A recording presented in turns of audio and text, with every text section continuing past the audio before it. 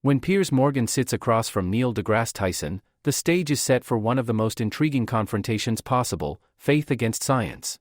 The question at the heart of the clash is one that has challenged philosophers, priests, and scientists for centuries: is God real? Piers Morgan approaches it with a journalist's sharp edge, pushing relentlessly for clarity, while Neil deGrasse Tyson responds with the cool rationality of a scientist, carefully choosing his words to emphasize evidence over emotion. From the very start, the air feels tense. Piers frames the debate not just as an intellectual exercise but as a question of human purpose. Millions of people, he reminds the audience, rely on their faith in God to find meaning, comfort, and direction in their lives. Without that, he argues, what anchors us? What stops the world from becoming a chaotic void where morality is relative and nothing truly matters? Neil, unshaken, acknowledges the deep role religion plays in culture but quickly pivots to his core stance: science doesn't set out to disprove God, but it operates in a completely different realm. For him, science is about testable claims, measurable outcomes, and repeatable experiments. Faith, on the other hand, rests on belief without evidence. The two domains don't overlap, he insists. They can coexist, but one cannot stand in for the other.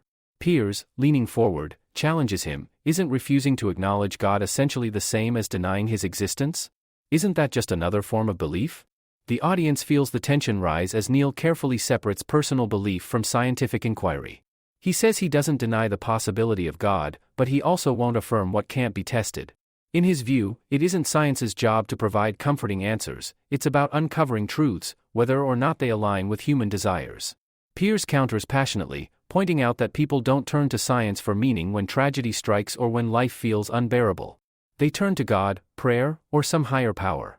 Isn't that evidence, in itself, that belief fills a void science cannot? Neil responds with calm authority, acknowledging the emotional power of faith but questioning whether emotional need should ever be confused with evidence of truth. Just because people crave comfort doesn't mean what they believe in is real. He warns that confusing these two spheres is where humanity often falls into dogma and conflict. The clash intensifies as Piers presses harder: if God can't be proven or disproven, doesn't that leave room for faith to be just as valid as science? Neil smiles slightly, offering a sharp analogy. He points out that the same reasoning could apply to unicorns, fairies, or countless mythological beings humanity once believed in. The absence of disproof isn't proof. What matters, he insists, is evidence, and until evidence emerges, science remains neutral. Piers fires back that comparing God to mythological creatures insults billions of believers who see God as far more than a cultural story. The energy builds as both men dig deeper into their positions. Neil, staying composed, reframes the conversation. He suggests that the awe people feel when contemplating the universe, the night sky, the complexity of life, the sheer mystery of existence, doesn't require attributing it to a divine creator. For him, the universe itself is enough to inspire wonder, without invoking God as an explanation. But Piers isn't satisfied. He points out that even Neil's wonder could be interpreted as evidence of something greater, something beyond human comprehension. Isn't it possible, he asks, that the very laws of physics Neil studies are themselves proof of design? Neil acknowledges the beauty in that idea but warns again against leaping from wonder to certainty. Science, he argues, thrives on the unknown. To declare God as the answer stops the inquiry, when in fact, the unknown should fuel further questions. The exchange becomes almost philosophical. Piers insists that faith and science don't have to be enemies, they can complement each other, each addressing different aspects of human existence. But Neil won't bend. To him, science isn't just a tool, it's a discipline of thought, one that demands skepticism and evidence at every turn. Anything less risks misleading people into false comfort. The intensity of their back and forth keeps viewers hooked, as each moment feels like a tug-of-war between belief and logic, between heart and mind. What makes the debate so powerful isn't just the clash of ideas, but the contrast in style. Piers pushes with emotion, seeking to humanize the question, making it about the billions who hold on to God as the foundation of their lives. Neil, in contrast, strips the question to its core, keeping emotion at bay and focusing only on evidence and rational thought. The collision of these two approaches creates fireworks, and the audience can't help but lean in, waiting to see who, if anyone, will give ground. By the end, neither man fully convinces the other, but that's not the point. The real value lies in the intensity of the exchange, the way it forces everyone watching to confront the deepest of questions. Is God real? Can science ever answer that, or does the answer lie forever outside the realm of testable truth? Piers Morgan and Neil deGrasse Tyson don't solve the mystery, but they embody the eternal struggle between faith and reason. That clash, raw and unresolved, is what keeps the debate alive long after the cameras stop rolling. Neil deGrasse Tyson is known for his calm, measured style, but when he is confronted with the big question, is God real, his rational approach takes center stage. Sitting across from Piers Morgan, Tyson doesn't flinch, doesn't get drawn into emotional appeals, and never raises his voice. Instead, he lays out a way of thinking that is rooted in clarity and evidence, a perspective that forces viewers to confront the difference between belief and knowledge.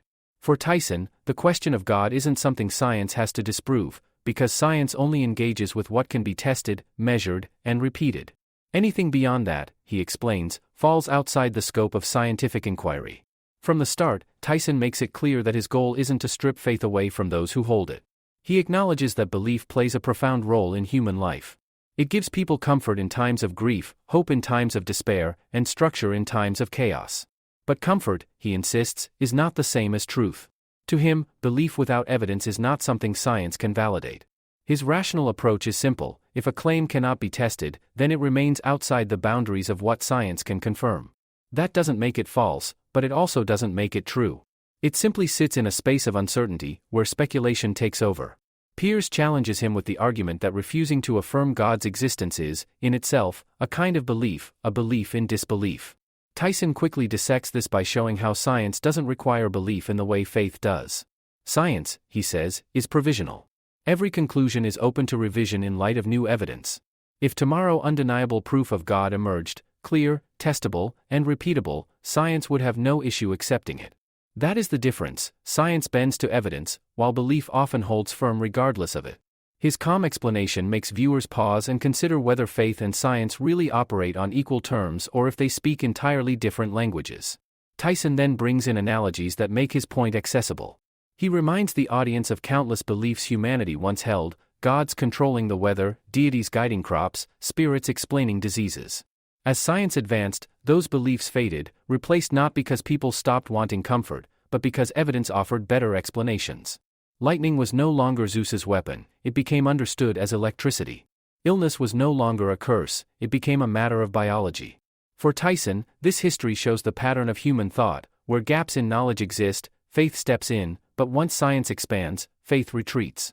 That pattern, he argues, should make us cautious about filling gaps with God.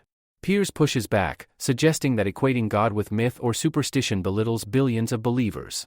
Tyson counters gently but firmly, pointing out that the comparison isn't meant to insult but to highlight the process of human reasoning. It is not about mocking belief but about questioning whether belief should be immune to scrutiny. This rational dismantling doesn't dismiss the emotional weight of faith, but it strips away the claim that faith and evidence are the same. In Tyson's world, they aren't rivals, they simply operate in completely different domains. Another key part of his approach is humility. Tyson repeatedly emphasizes the limits of science, acknowledging that there are questions science hasn't answered and may never answer. But rather than filling those gaps with God, he urges people to embrace the mystery. For him, the unknown isn't a void to be feared but an invitation to curiosity. That is why he resists declaring God as the explanation; it halts inquiry. Once you say, God did it, the questions stop, and to Tyson, that is the death of discovery. His rational approach keeps the door open, always looking forward, always searching for more knowledge. Piers shifts the focus to meaning and morality, asking whether a purely scientific worldview leaves humanity adrift.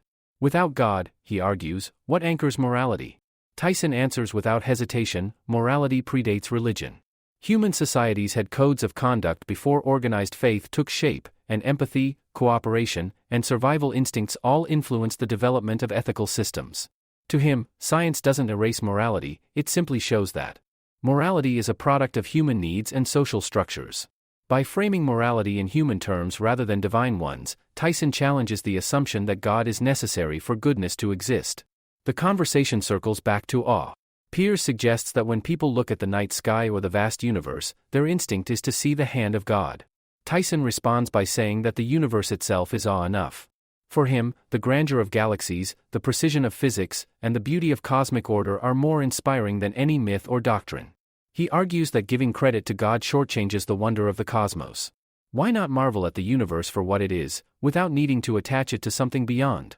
That, he says, is the ultimate rational approach, not denying awe, but redefining its source. What makes Tyson's method so compelling is that he never pretends to have all the answers. He isn't selling certainty.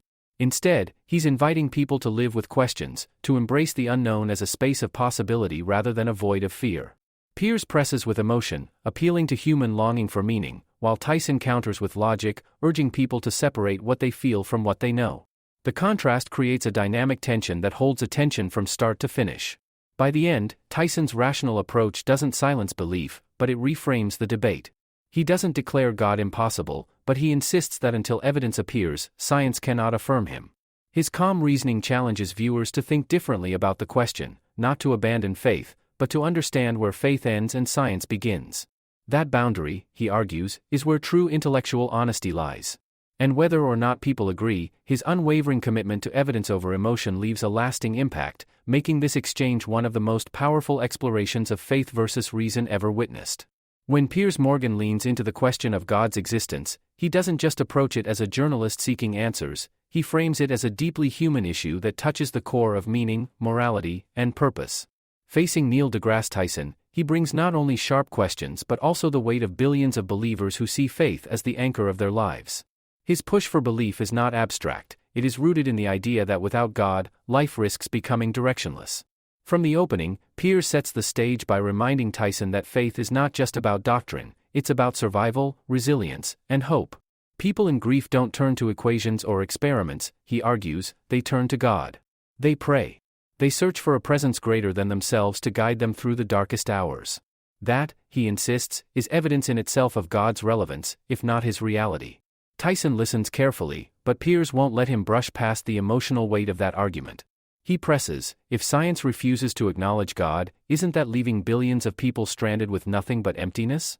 Can science provide comfort when a loved one dies, when a child suffers, when disaster strikes? His line of questioning cuts straight into the gap between rational analysis and human need. Science, Piers suggests, can describe the how of the universe, but only faith answers the why. And for Piers, that distinction matters more than any laboratory result. As the conversation heats, Piers sharpens his point. He challenges Tyson directly, doesn't refusing to affirm God's existence become its own belief system? Isn't skepticism just another form of faith, a faith in the absence of proof? By framing it this way, Piers puts Tyson on the defensive, forcing him to explain why his neutrality on God is different from outright denial. For viewers, this becomes one of the most gripping moments of the exchange. Piers won't allow Tyson's rational detachment to escape scrutiny. To him, avoiding the question is no different than answering it. What makes Piers' push so powerful is that he refuses to reduce faith to mere superstition or cultural relic.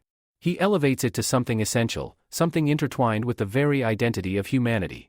Across cultures, across time, he points out, people have turned to God. Why? Because the idea of a higher power speaks to something fundamental in the human spirit. The universality of belief, he argues, is itself proof of its legitimacy.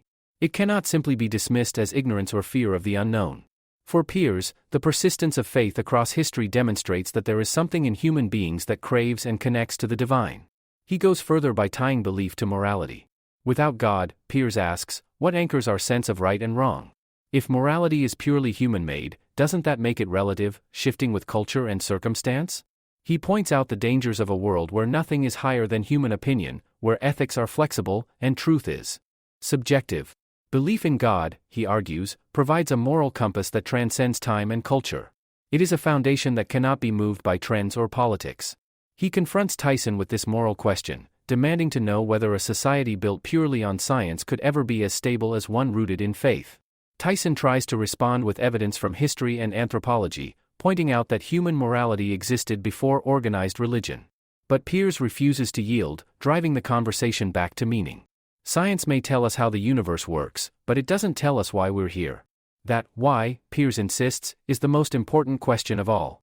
Without God, life risks being reduced to randomness, with no higher purpose. For Piers, that outcome is unacceptable. People need more than knowledge, they need hope, and God provides that. What keeps viewers hooked is the passion in Piers' delivery. He doesn't just ask questions, he pushes them with conviction, almost daring Tyson to dismiss the value of faith in human life. He embodies the voice of millions who see belief not as weakness but as strength. For them, faith is the reason to endure, to strive, to live with courage in the face of uncertainty. And Piers captures that energy, making the debate feel not just intellectual but personal. At one point, he highlights how even scientists, when confronted with the vastness of the universe, cannot help but marvel at its mystery. Isn't that, he suggests, itself a form of worship, an unconscious acknowledgement of something greater than ourselves? The awe that Tyson feels when he looks at the cosmos could just as easily be seen as evidence of God's hand. By framing it this way, Piers flips Tyson's own sense of wonder back onto him, suggesting that science and faith might not be opposites after all, but two ways of reaching toward the same truth. The beauty of Piers' push is that it resonates emotionally. He doesn't attempt to out-argue Tyson with logic, he appeals to something deeper, something primal.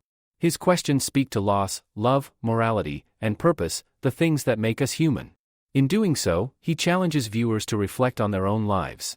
Do we really want to live in a universe where nothing beyond ourselves exists? Or do we, at some level, need to believe in something higher?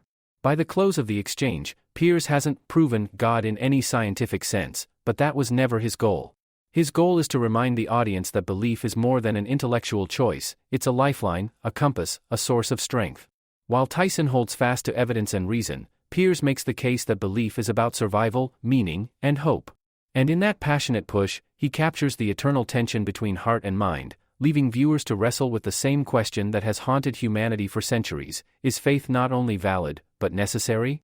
The clash between Piers Morgan and Neil deGrasse Tyson builds steadily, but when the conversation reaches its breaking point, the atmosphere changes. What had been a sharp but controlled discussion about faith and science turns into an explosive exchange, one that grips the audience with its intensity. Piers leans in with his trademark persistence, refusing to let Tyson stay in the realm of neutrality. He demands to know why someone so brilliant, so respected, won't acknowledge what billions around the world see as obvious, the reality of God. His words carry an urgency, almost a challenge, as he presses Tyson to confront not just the logic of the question, but the human heart behind it. Tyson doesn't flinch.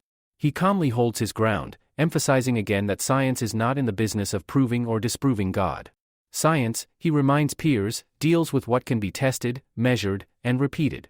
Anything outside of that cannot be affirmed. But Piers won't accept that answer.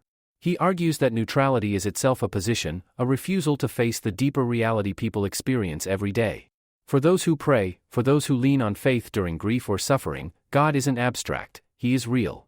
To deny that lived reality, Piers suggests, is to deny something fundamental about humanity itself. The tension thickens. Piers grows more animated, pushing Tyson to admit that belief isn't just an escape, it's the foundation of morality, hope, and purpose. Without God, he insists, life risks being reduced to random chance, cold laws of physics, and nothing more. He warns that a world without faith is a world adrift. Tyson, steady as ever, counters with sharp precision. Comfort, he says, doesn't equal truth.